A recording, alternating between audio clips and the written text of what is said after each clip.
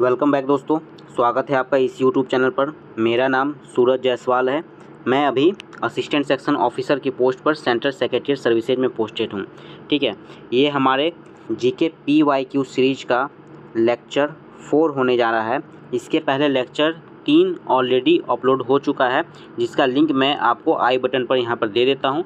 अगर आप इस चैनल पर पहली बार आए हैं तो आप जाकर वो वीडियो भी देख सकते हैं। ठीक है, तो आज लेक्चर 4 के अंतर्गत हम लोग गवर्नर जनरल और वायसराय का टॉपिक से रिलेटेड जो भी रिसेंट के एग्ज़ाम में जो क्वेश्चंस पूछे गए हैं उनको कवर करने का कोशिश करेंगे सारा। ठीक है, इसके अंतर्गत अगर देखा जाए गवर्नर जनरल और वायसराय का जो टॉपिक है काफ़ी इंपॉर्टेंट टॉपिक है। इसे काफ़ी ज़्यादा क्वेश्चंस कवर होते हैं और जो राष्ट्रीय आंदोलन से रिलेटेड जो इंपॉर्टेंट क्वेश्चंस है वो भी इस टॉपिक के अंतर्गत आ जाता है। तो अपने आप में ये काफ़ी वास्ट टॉपिक है। तो बढ़ते हैं जल्दी से अपने पहले क्वेश्चन की तरफ। आज का हमारा पहला क्वेश्चन है कि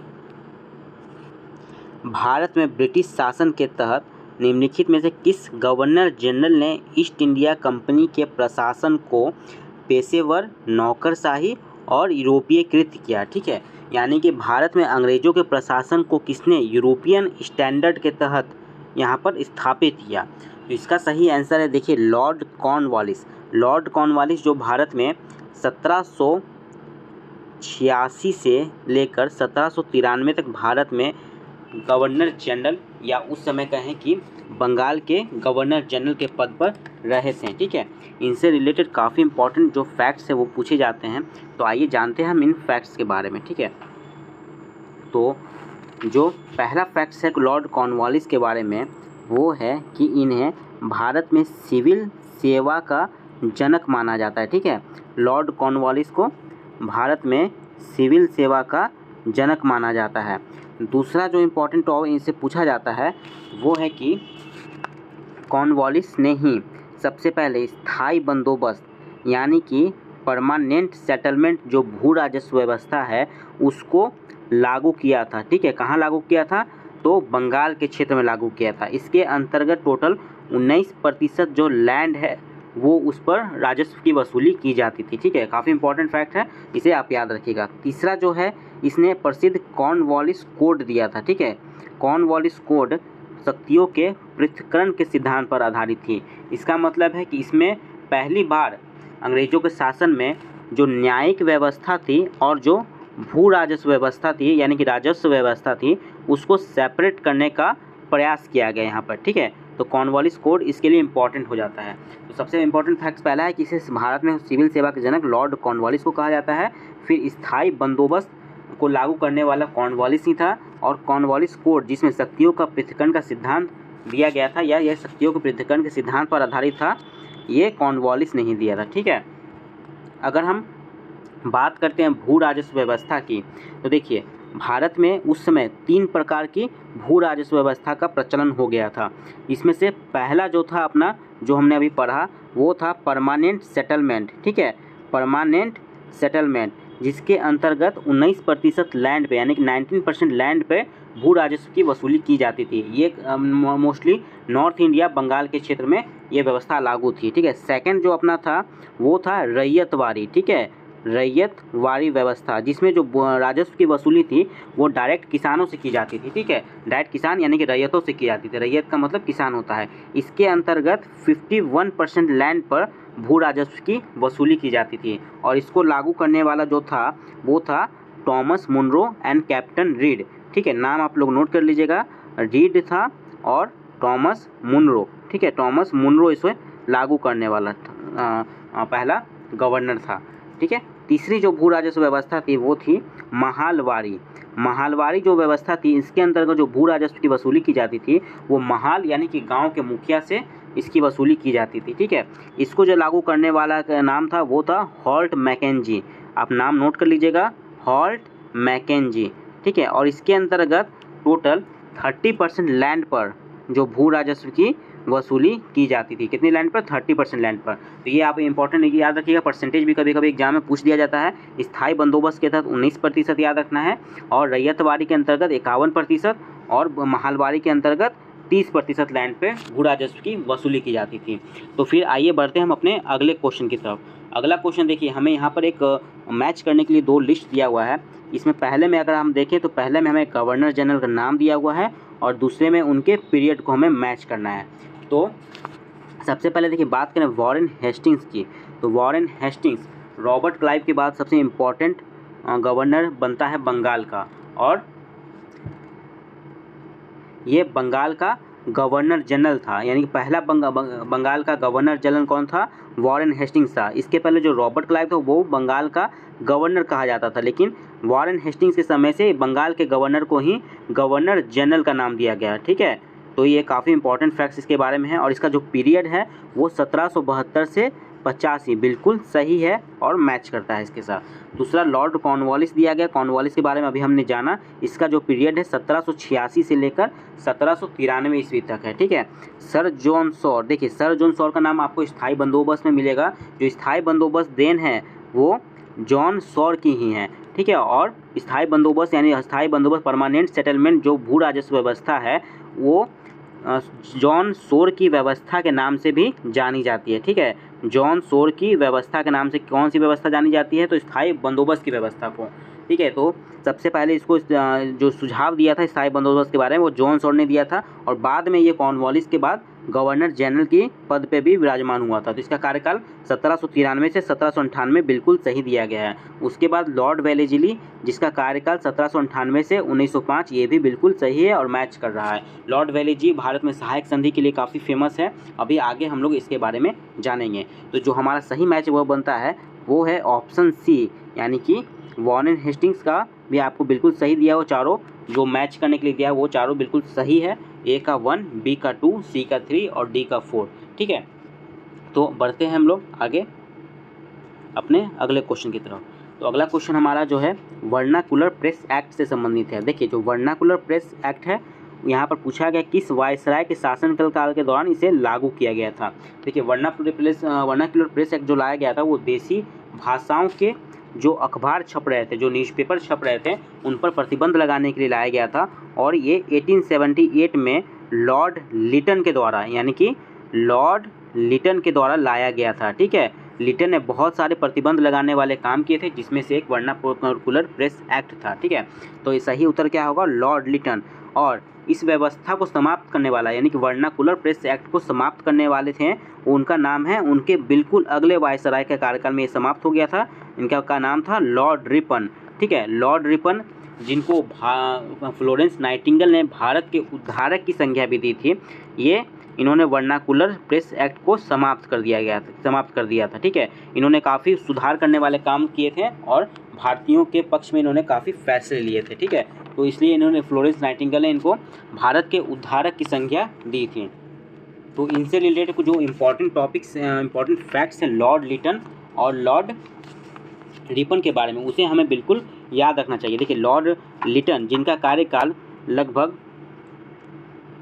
1800 से 76 से लेकर 1880 तक था, ठीक है। लॉर्ड लिटन का कार्यकाल, लॉर्ड लिटन ने पहला तो वर्नाकुलर प्रेस एक्ट लाया था, इसके अलावा इन्होंने एक शस्त्र अधिनियम भी लाया था। शस्त्र अधिनियम के तहत भारतीयों के शस्त्र रखने पर इन्होंने पाबंदी लगा दी थी, ठीक है, और उनके लिए लाइसेंस को अनिवार्य कर दिया था, लाइसेंस रखना अनिवार्य कर दिया था। वहीं उसके बाद जो 1880 से लेकर 1884 का कार्यकाल है वो लॉर्ड रिपन का कार्यकाल होता है, ठीक है।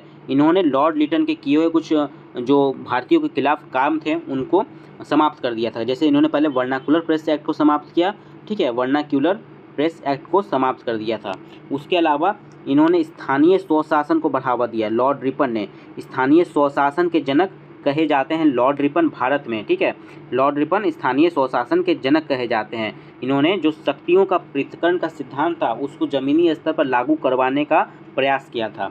इसके अलावा 1881 ईस्वी में इन्होंने नियमित जनगणना की शुरुआत की। देखिए जनगणना की सबसे पहले शुरुआत 1872 ईस्वी में लॉर्ड मेयो के शासनकाल में हुई थी, ठीक है, लेकिन वो नियमित जनगणना नहीं थी। उसके बाद 1881 ईस्वी में लॉर्ड रिपन ने नियमित जनगणना की शुरुआत की, और उसके बाद हर 10 साल के बाद भारत में जनगणना की जाती है, जो आज तक चालू है, ठीक है। तो ये कुछ इंपॉर्टेंट पॉइंट्स थे लॉर्ड रिपन के कार्यकाल के। इसके अलावा एक इल्बर्ट विधेयक भी लाया गया था, इल्बर्ट विधेयक, जिसको लेके काफ़ी बवाल मचाया था अंग्रेज़ों ने, ठीक है। इल्बर्ट विधेयक में क्या था कि जो भारतीय जज हैं वो अंग्रेज़ों के खिलाफ भी मुकदमों की सुनवाई कर सकते थे। तो इल्बर्ट विधेयक के लिए अंग्रेज़ों ने काफ़ी ज़्यादा हंगामा किया था, जिसको श्वेत विद्रोह के नाम से जाना जाता है। किस विद्रोह के नाम से जाना जाता है?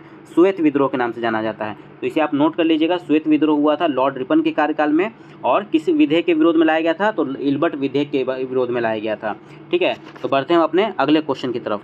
अगला क्वेश्चन जो हमारा है वो है कि निम्नलिखित में से किसने ब्रिटिश सरकार की ओर से अफगानिस्तान के मामलों में हस्तक्षेप करने की त्रिपक्षीय संधि पर हस्ताक्षर किए? देखिए, जो अफगानिस्तान के साथ पहला युद्ध हुआ था, प्रथम एंग्लो अफगान युद्ध, वो हुआ था लॉर्ड ऑकलैंड के शासनकाल में। किसके शासनकाल में? तो लॉर्ड ऑकलैंड के शासनकाल में। उसी समय त्रिपक्षीय संधि पर हस्ताक्षर हुए थे। ठीक है, त्रिपक्षीय संधि में हस्ताक्षर में जो अंग्रेज़ों की तरफ से जिन्होंने भाग लिया था उनका नाम था लॉर्ड ऑकलैंड। ठीक है, लॉर्ड ऑकलैंड उस समय वो गवर्नर थे, गवर्नर जनरल थे। ठीक है, अपने लॉर्ड ऑकलैंड। उसके बाद जो इसमें रंजीत सिंह की भी भूमिका थी, जो राजा रंजीत सिंह थे, जो पंजाब क्षेत्र के उस समय किंग थे रंजीत सिंह, उन्होंने भी त्रिपक्षीय संधि में अपनी भूमिका प्रदान की थी। तो आंसर होगा लॉर्ड ऑकलैंड। अगले क्वेश्चन की तरफ बढ़ते हैं। अगला क्वेश्चन है हमारा कि राजा नंद कुमार की हत्या, राजा नंद कुमार की न्यायिक हत्या करने का आरोप निम्नलिखित में से किस पर लगाया जाता है? ठीक है, who among the following has been accused of committing the judicial murder of, ध्यान दीजिएगा, judicial murder of Raja Nand Kumar. ठीक है, देखिए, राजा नंद कुमार एक ब्राह्मण थे जिसकी हत्या यानी कि मतलब उनको फांसी की सज़ा दिलवाई थी लॉर्ड वेलेस्ली ने, और कहा जाता है कि झूठे मुकदमे में उन्होंने नंद कुमार जी को फंसवा दिया था। नंद कुमार उस समय एक कर संग्राहक थे। ठीक है, तो लॉर्ड वेलेस्ली के बारे में हम लोग कुछ तथ्य जानने का प्रयास करते हैं। देखिए, लॉर्ड वेलेस्ली जो है, लॉर्ड वेलेस्ली का कार्यकाल होता है 1772 से लेकर 1785 तक। ठीक है, इस दौरान इन्होंने काफ़ी महत्वपूर्ण निर्णय लिए। पहला तो जो रॉबर्ट क्लाइव ने बंगाल में द्वैध शासन की प्रणाली लागू की थी, ठीक है, द्वैध शासन की प्रणाली, उसको समाप्त किया था लॉर्ड वेलेस्ली ने। ठीक है, द्वैध शासन को समाप्त करने वाले कौन थे? लॉर्ड वेलेस्ली थे। इसके अलावा लॉर्ड वेलेस्ली ने सुरक्षा प्रकोष्ठ की नीति अपनाई थी, सुरक्षा प्रकोष्ठ की नीति अपनाई थी। ठीक है, सुरक्षा प्रकोष्ठ की नीति क्या थी?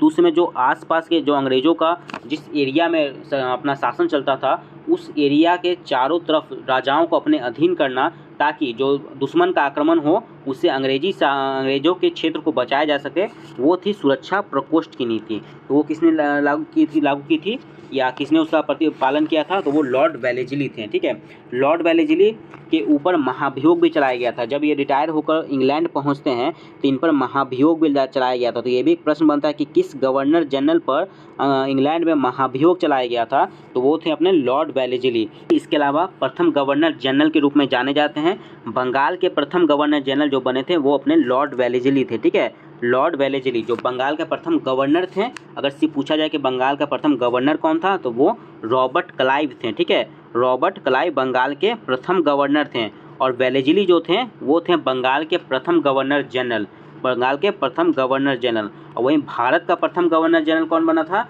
वो थे लॉर्ड विलियम बेंटिक। ठीक है, तो ये बातें आप याद रखिएगा। बढ़ते हैं हम अपने अगले क्वेश्चन की तरफ। अगला क्वेश्चन देखिए, यहाँ पर क्वेश्चन एक रिपीट हो चुका है, जो अभी हमने पढ़ा कि वॉरेन हेस्टिंग, यहाँ पे कार्यकाल मैच करना था। वॉरेन हेस्टिंग्स का कार्यकाल जो है 1772 से लेकर 1785 बिल्कुल सही दिया हुआ है।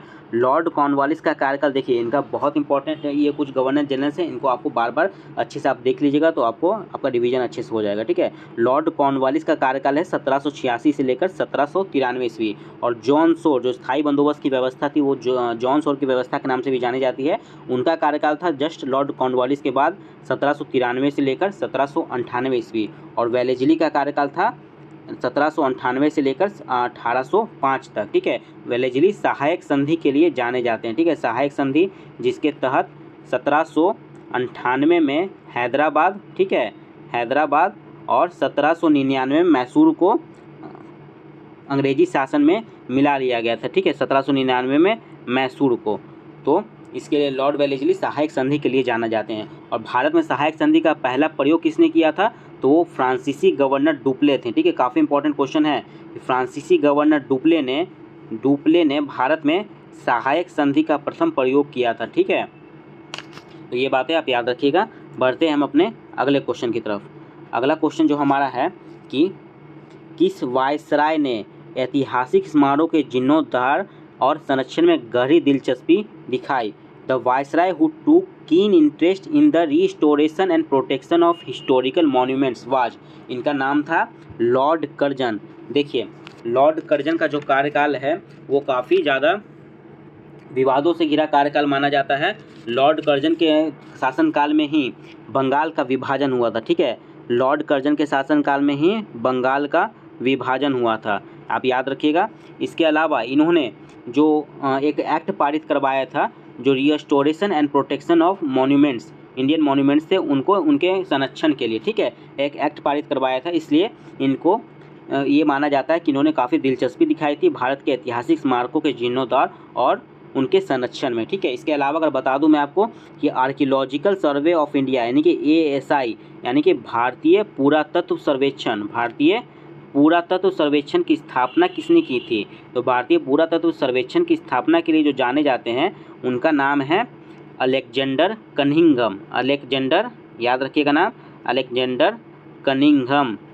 ठीक है, इनको भारत में पुरातत्व का पिता भी कहा जाता है। पुरातत्व सर्वेक्षण का पिता किसे कहा जाता है? अलेक्जेंडर कनिंघम को कहा जाता है। ठीक है, अलेक्जेंडर कनिंघम भारत में पुरातत्व सर्वेक्षण के पितामह कहे जाते हैं। और लॉर्ड कर्जन ने इनके पुरातत्व सर्वेक्षण के तरफ अपनी कीन इंटरेस्ट यानी कि गहरी दिलचस्पी दिखाई थी। ये बातें आप याद रखिएगा। लॉर्ड लिटन के बारे में हम लोग जान चुके हैं। इनका कार्यकाल 1876 से लेकर 1876 से लेकर 80 तक था। इन्होंने वर्नाक्यूलर प्रेस एक्ट पारित किया था। ठीक है, वर्नाक्यूलर प्रेस एक्ट पारित किया था और भारतीय शस्त्र अधिनियम भी लाए थे। वर्नाक्यूलर प्रेस एक्ट को समाप्त किया था लॉर्ड रिपन ने। और लॉर्ड ऑकलैंड के बारे में पढ़ चुके हैं। प्रथम अफगान युद्ध, आंग्ल अफगान युद्ध या इंडो अफगान युद्ध जिसे कहा जाता है, वो लॉर्ड ऑकलैंड के शासनकाल में हुआ था। ठीक है, इसके अलावा जो लॉर्ड एलनबरो हैं उनको दास प्रथा के उन्मूलन के लिए जाना जाता है। ठीक है, लॉर्ड एलनबरो को किस लिए जाना जाता है? तो दास प्रथा के उन्मूलन के लिए लॉर्ड एलनबरो को जाना जाता है। ठीक है, याद रखिएगा, बहुत इंपॉर्टेंट है। बढ़ते हैं हम अपने अगले क्वेश्चन की तरफ। अगला क्वेश्चन जो हमारा है वो है कि स्थानीय स्तर पर जनता की राजनीतिक शिक्षा के लिए स्थानीय स्वशासन का प्रस्ताव कौन लाया था? देखिए, अभी जस्ट मैं आपको पिछले क्वेश्चन से बता चुका हूँ कि स्थानीय स्वशासन का जनक जिसको कहा जाता है वो हैं अपने लॉर्ड रिपन। ठीक है, लॉर्ड रिपन, जिनको फ्लोरेंस नाइटिंगेल ने भारत के उद्धारक की संज्ञा दी थी। ठीक है, फ्लोरेंस नाइटिंगेल ने भारत के उद्धारक की संज्ञा किसको दी थी? तो लॉर्ड रिपन को दी थी। ठीक है, लॉर्ड रिपन जिन्होंने वर्नाक्यूलर प्रेस एक्ट को वापस ले लिया था और भारत में स्थानीय स्वशासन के लिए जाने जाते हैं। तो सही उत्तर क्या होगा? लॉर्ड रिपन यानी कि ए। बढ़ते हैं हम अपने अगले क्वेश्चन की तरफ। अगला क्वेश्चन जो हमारा है इंपॉर्टेंट है काफ़ी, कि भारत में निम्नलिखित में से कौन भारतीय राष्ट्रीय कांग्रेस के गठन के समय भारत का वायसराय था? ठीक है, भारतीय राष्ट्रीय कांग्रेस का गठन कब हुआ था? 1885 ईस्वी में। और उस समय जो वायसराय थे वो थे लॉर्ड डफरिन। ठीक है, लॉर्ड डफरिन यानी कि सी ऑप्शन। और भारतीय राष्ट्रीय कांग्रेस की स्थापना A.O. ह्यूम ने की थी। ठीक है, किसने की थी? A.O. ह्यूम ने की थी। और उस समय जो अपने गवर्नर थे वो लॉर्ड डफरिन थे। ठीक है, बढ़ते हैं हम अपने अगले क्वेश्चन की तरफ। अगला क्वेश्चन है हमारा कि who announced the bifurcation of British Indian empire into a secular India and Islamic Pakistan? Dash ने एक धर्मनिरपेक्ष भारत और इस्लामी पाकिस्तान में ब्रिटिश भारतीय साम्राज्य के द्विविभाजन की घोषणा की। तो ये करने वाले थे लॉर्ड लुईस माउंटबेटन। ठीक है, लॉर्ड लुईस माउंटबेटन जो थे भारत के अंतिम वायसराय। ठीक है, भारत के अंतिम वायसराय अंतिम वायसराय थे। ठीक है, भारत के अंतिम वायसराय थे। और भारत और पाकिस्तान का विभाजन इनके कार्यकाल में हुआ था। और भारत को आज़ादी भी 15 अगस्त 1947 को जब आज़ादी मिली थी तो उस समय भारत के वायसराय कौन थे?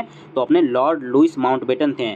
और स्वतंत्र भारत के प्रथम गवर्नर जनरल भी लॉर्ड माउंटबेटन ही थे। स्वतंत्र भारत के प्रथम गवर्नर जनरल कौन थे?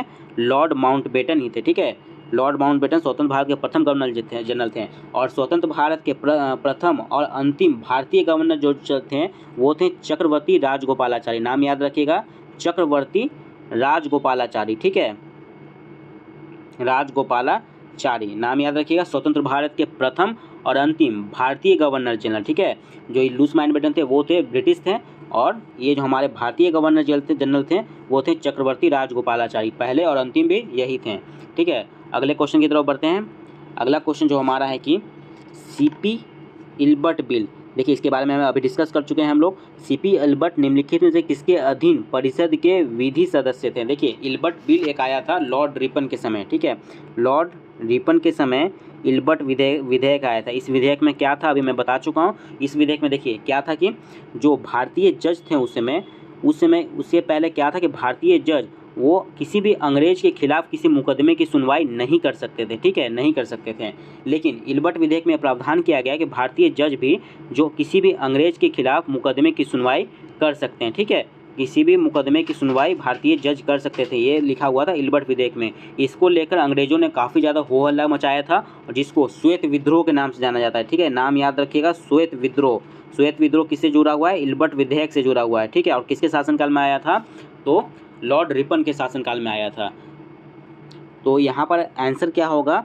सीपी इल्बर्ट निम्नलिखित में से किसके के अधीन परिषद के विधि सदस्य थे? तो लॉर्ड रिपन, ठीक है, लॉर्ड रिपन के अधीन उस समय इल्बर्ट विधेयक लाया गया था, उसमें इल्बर्ट जो अपने विधि सदस्य थे। अगले क्वेश्चन की तरफ बढ़ते हैं। अगला क्वेश्चन जो हमारा है एल्फिंस्टन। देखिए एल्फिंस्टन 1819 से 27 के दौरान भारत के किस प्रांत के गवर्नर थे? जैसे देखिए अभी हमने कॉर्नवालिस कोड के बारे में पढ़ा था, ठीक है। कॉर्नवालिस कोड में क्या था? कॉर्नवालिस कोड में शक्तियों के पृथक्करण के सिद्धांत पर कॉर्नवालिस कोड आधारित था, यानी कि उसमें जो भारतीय राजस्व व्यवस्था थी और न्यायिक व्यवस्था थी उनको सेपरेट किया गया था, ठीक है। उसी तरह एक एल्फिंस्टन कोड भी है। एल्फिंस्टन कोड का संबंध किसे? क्रिमिनल प्रोसीजर से होता है, ठीक है। एल्फिंस्टन कोड का संबंध क्रिमिनल प्रोसीजर से था, और इसको लाने वाले जो एल्फिंस्टन थे वो उस समय बॉम्बे के गवर्नर थे, ठीक है। इस आंसर याद रखिएगा, बॉम्बे के गवर्नर थे एल्फिंस्टन, ठीक है। एल्फिंस्टन कोड के लिए जाने जाते हैं, जिसका संबंध क्रिमिनल प्रोसीजर से था, ठीक है, क्रिमिनल प्रोसीजर से था। पढ़ते हैं हम अपने अगले क्वेश्चन की तरफ। अगला क्वेश्चन जो हमारा है, देखिए जस्ट हमने इसके बारे में भी डिस्कस किया है कि राजस्व प्रशासन को न्यायिक प्रशासन से अलग करने के लिए प्रशासनिक संहिता को किसने डिजाइन किया? आंसर आपको बिल्कुल पता चल गया होगा, आंसर होगा लॉर्ड कॉर्नवालिस, ठीक है। हमने पूरा भी डिस्कस किया कि राजस्व प्रशासन को न्यायिक प्रशासन से अलग करने का काम इन्होंने किया। इन्होंने कॉर्नवालिस कोड को जारी किया था, ठीक है, जो कि शक्ति के पृथक्करण के सिद्धांत पर आधारित थी। इसके अलावा इनको भारत में सिविल सेवा का जनक माना जाता है, सिविल सेवा का जनक माना जाता है, ठीक है। इनका कार्यकाल जो था 1786 से लेकर 93 तक था। ओके, बढ़ते हैं हम अपने अगले क्वेश्चन की तरफ। अगला क्वेश्चन है हमारा कि किस वायसराय ने ऐतिहासिक स्मारकों के जीर्णोद्धार और संरक्षण में गहरी दिलचस्पी ली? देखिए क्वेश्चन रिपीटेड है, अगेन एग्जाम में दोबारा पूछा गया था। आंसर क्या होगा आपका? लॉर्ड कर्जन, ठीक है, लॉर्ड कर्जन, जिनके शासनकाल के दौरान बंगाल का विभाजन हुआ था, ठीक है। बंगाल का विभाजन आपको लॉर्ड कर्जन के शासनकाल में हुआ था। और कब हुआ था? 16 अक्टूबर 1905 को बंगाल विभाजन प्रभावी हो गया था, ठीक है।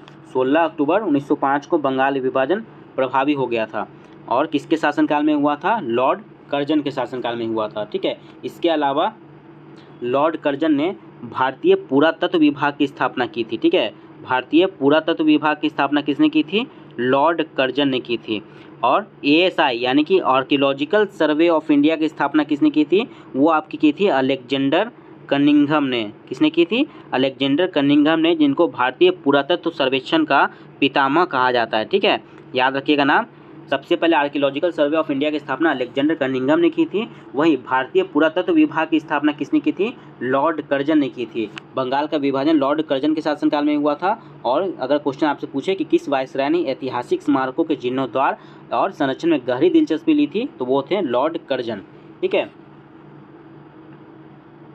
इसके बाद जो हमारा अगला क्वेश्चन है वो है बंगाल की दोहरे शासन व्यवस्था की नीति किस गवर्नर जनरल के दिमाग की उपज थी? देखिए जो बंगाल का पहला गवर्नर था अपना रॉबर्ट क्लाइव, या इसको कह सकते हैं लॉर्ड क्लाइव, ठीक है। लॉर्ड क्लाइव के दिमाग की उपज थी अपना दोहरे शासन की व्यवस्था, ठीक है। लॉर्ड क्लाइव जो था बंगाल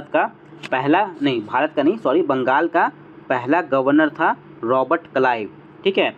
इसने ही सबसे पहले बंगाल में द्वैध शासन को लागू किया था। बंगाल में द्वैध शासन को लागू करने वाला कौन था? रॉबर्ट क्लाइव था, ठीक है।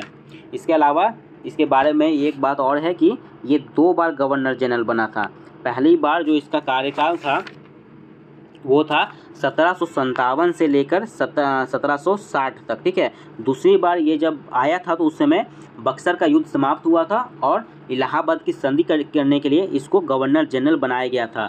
तो दूसरी बार जब ये गवर्नर जनरल बना तो ये 1765 से लेकर 67 तक ये गवर्नर जनरल के रूप में रहा था बंगाल का। और इसने ही इलाहाबाद की संधि की थी किसके साथ, तो अपना शाह आलम द्वितीय और अवध के नवाब शुजाउद्दौला के साथ अपना इलाहाबाद की संधि की थी। इलाहाबाद की संधि कब हुई थी, 1765 में इलाहाबाद की संधि हुई थी। याद रखिएगा, इलाहाबाद की संधि के समय भी गवर्नर जनरल कौन था, अपना रॉबर्ट क्लाइव था, ठीक है। बढ़ते हैं हम अपने अगले क्वेश्चन की तरफ। अगला क्वेश्चन जो हमारा है वो है कि अवध की सहायक संधि कब लागू हुई थी, ठीक है। Subsidiary alliance treaty was imposed on Awadh well, तो आंसर है 1801 ईस्वी में। देखिए, सहायक संधि जो लागू की गई थी इंडिया में, वो लागू की थी अपना लॉर्ड वेलेस्ली ने, ठीक है। और अगर पूछा जाए एग्जाम में कि सहायक संधि का प्रथम प्रयोग किसने किया था, तो डुप्ले ने किया था, ठीक है। प्रथम प्रयोग किसने किया था, डुप्ले ने किया था। और इस सहायक संधि के तहत अवध को कब मिला लिया गया था, सहायक संधि के अंतर्गत लाया गया था, तो 1801 ईस्वी में अवध को लाया गया था। वहीं सबसे पहले हैदराबाद को 1798 में हैदराबाद को मिलाया गया था और 1799 में मैसूर को, ठीक है। मैसूर को 1799 में जब टीपू सुल्तान को मार दिया गया था चौथे आंग्ल मैसूर युद्ध में, ठीक है। तो मैसूर को 1799 इसमें सहायक संधि के अंतर्गत लाया गया था। सहायक संधि के अंतर्गत क्या होता था, तो इसके अंतर्गत जो उस राज्य की सेना को बर्खास्त कर वहाँ पर ब्रिटिश रेजिमेंट को तैनात कर दिया जाता था, ठीक है। सहायक संधि के दौरान क्या होता था, जो भी राज्य सहायक संधि पर हस्ताक्षर करते थे उनकी सेना को बर्खास्त कर दिया जाता था और उनकी सुरक्षा की जिम्मेदारी ब्रिटिश सेना के हाथों में दे दी जाती थी। तो ये थी अपनी सहायक संधि जिसके जनक थे लॉर्ड वेलेस्ली। भारत में प्रथम प्रयोग किया था डुप्ले ने, ठीक है। अगले क्वेश्चन की तरफ बढ़ते हैं। अगला क्वेश्चन हमारा जो है वो है कि निम्नलिखित में से बंगाल के किस गवर्नर जनरल ने सती प्रथा को गैरकानूनी घोषित किया था। देखिए, काफ़ी ज़्यादा रिपीटेड क्वेश्चन है। सती प्रथा को जो गैरकानूनी घोषित किया था वो लॉर्ड विलियम बेंटिक थे। लॉर्ड विलियम बेंटिक भारत के प्रथम गवर्नर जनरल, ठीक है, भारत के प्रथम गवर्नर जनरल थे, ठीक है। भारत के प्रथम गवर्नर जनरल कौन थे, लॉर्ड विलियम बेंटिक थे। इन्होंने सती प्रथा को समाप्त किया था और कब किया था, तो 1829 ईस्वी में इन्होंने सती प्रथा के खिलाफ कानून लाकर इसे समाप्त किया था। और सती प्रथा को समाप्त करने में जो भूमिका निभाई थी, जो सहयोग दिया था, वो थे राजा राम मोहन राय, ठीक है। नाम बिल्कुल याद रखिएगा, राजा राम मोहन राय ने इसमें अहम रोल निभाया था सती प्रथा के उन्मूलन में, ठीक है। इसके अलावा अगर मैं बात करूँ तो कुछ इम्पॉर्टेंट प्रतिबंध लाए थे सती प्रथा के जैसे ही, तो उसको आप अच्छे से याद रख लीजिएगा। पहले तो आपने देखा कि सती प्रथा का उन्मूलन किसने किया था, तो अपना लॉर्ड विलियम बेंटिक ने किया था। इसके अलावा ठगी प्रथा का उन्मूलन, देखिए ठगी प्रथा का उन्मूलन भी किसने किया था, तो लॉर्ड विलियम बेंटिक ने किया था। और किसकी सहायता से किया था, तो ये भी एग्जाम में क्वेश्चन पूछा जाता है, तो कैप्टन स्लीमैन की सहायता से किया था। किसकी सहायता से, कैप्टन स्लीमैन की सहायता से अपना ठगी प्रथा का उन्मूलन किया था। इसके अलावा दास प्रथा का उन्मूलन, देखिए दास प्रथा का उन्मूलन किसने किया था, लॉर्ड एलिनबरो ने किया था। नाम याद रखिएगा, एलिनबरो, ठीक है। एलिनबरो का कार्यकाल था लगभग आई थिंक 1842 से लेकर 44 ईस्वी तक रहा होगा लॉर्ड एलिनबरो का कार्यकाल। दास प्रथा का उन्मूलन इन्होंने किया था। इसके बाद नर बलि प्रथा, यानी कि जो इंसानों की बलि दी जाती थी, नर बलि प्रथा पर भी प्रतिबंध किसने लगाया था, लॉर्ड हार्डिंग ने लगाया था। किसने, हार्ड मास के थे इन्होंने नर बलि प्रथा पर प्रतिबंध लगाया था, ठीक है। और प्रथम आंग्ल सिख युद्ध भी लॉर्ड हार्डिंग के समय ही हुआ था। प्रथम आंग्ल सिख युद्ध लगभग 1845 से 46 तक चला था और ये कब हुआ था, अपना लॉर्ड हार्डिंग के शासनकाल में हुआ था, ठीक है। इसके बाद हम लोग अपने अगले क्वेश्चन की तरफ बढ़ते हैं। जो हमारा अगला क्वेश्चन है वो है कि गवर्नर जनरल लॉर्ड डलहौजी ने डैश की रियासत के बारे में कहा था कि ये चेरी फल एक दिन हमारे ही मुंह में आकर गिरेगा। किस राज्य के बारे में, किस रियासत के बारे में कहा था लॉर्ड डलहौजी ने कि ये चेरी फल एक दिन हमारे ही मुंह में आकर गिरेगा, तो आंसर है अवध के बारे में ऐसा कहा गया था। देखिए, अवध का जो उसमें क्षेत्र था, सबसे ज़्यादा सैनिक ब्रिटिश सेना में अवध के ही थे, ठीक है, अवध के ही थे। और अवध ऐसा राज था जिसको कुशासन का आरोप लगाकर ब्रिटिश राज में मिला लिया गया था, ठीक है। लॉर्ड डलहौजी है जो डॉक्ट्रिन ऑफ लैप्स के लिए जाना जाते हैं, ठीक है। Lord Dalhousie doctrine of lapse यानी कि व्यापकता का सिद्धांत, ठीक है। इस सिद्धांत के अंतर्गत क्या किया जाता था, अगर किसी राज्य में उसका उत्तराधिकारी नहीं है, अगर उस राजा को अपना खुद का पुत्र नहीं है, तो उस राज्य को ब्रिटिश शासन में मिला लिया जाता था। इस काली नीति के तहत 1853 में झांसी को मिला लिया गया था, जिसके कारण झांसी की रानी ने 1857 की क्रांति में अंग्रेजों की तबाही मचा कर रख दी थी। ठीक है। उसके बाद 1856 में अवध को भी कुशासन का आरोप लगाकर मिला लिया गया था डॉक्ट्रिन ऑफ लैप्स के तहत। ठीक है। उसके अलावा 1848 में आप जानते हो सतारा को मिला लिया गया था सबसे पहले। 1848 में सतारा इम्पॉर्टेंट है। 1853 में याद रखिएगा अपना झांसी, और 1856 में अवध को मिला लिया गया था। बढ़ते हैं हम अपने अगले क्वेश्चन की तरफ। अगला जो क्वेश्चन हमारा है वो है कि 1813 से 23 तक गवर्नर जनरल के काल में सर्वोच्चता की एक नई नीति शुरू की गई थी। अब कंपनी ने दावा किया कि उसका अधिकार सर्वोपरि या सर्वोच्च था, इसलिए उसकी शक्ति भारतीय राज्यों की तुलना में अधिक थी। ठीक है। इस दौरान क्या किया था कि कंपनी ने सीधा दावा कर दिया कि कंपनी की शक्ति जो है किसी भी भारतीय राज्य से कहीं ज़्यादा है। ठीक है। किसी भी भारतीय राज्य से वो सर्वोपरि है, सर्वोच्च है। तो ये किसके शासनकाल में हुआ था, ये हुआ था लॉर्ड एमहर्स्ट। जो लॉर्ड एमहर्स्ट 1813 से लेकर 23 तक जो कार्यकाल होता है वो लॉर्ड एमहर्स्ट का होता है। ठीक है। इस दौरान ही प्रथम आंग्ल नेपाल युद्ध हुआ था। ठीक है।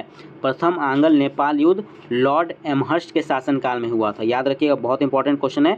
आंग्ल नेपाल युद्ध प्रथम, ये जो इसकी समाप्ति हुई थी वो हुई थी संगोली के संधि के साथ। ठीक है। संगोली के संधि का संबंध भी किससे माना जाता है, तो आंग्ल नेपाल युद्ध से माना जाता है। ऐसे ही एक वर्ड मैच करता है सालबाई की संधि। वो सालबाई की संधि किसके बीच में हुई थी, तो प्रथम आंग्ल मराठा युद्ध के बाद अंग्रेजों और मराठा के बीच में सालबाई की संधि हुई थी। ठीक है। याद रखिएगा, सालबाई की संधि अंग्रेजों और मराठों के बीच में हुई थी, और संगोली की संधि जो अपना है वो आंग्ल और नेपाल यानी कि अंग्रेजों और नेपाल के बीच में संगोली की संधि हुई थी। ठीक है। इसके बाद अगले क्वेश्चन की तरफ हम बढ़ते हैं।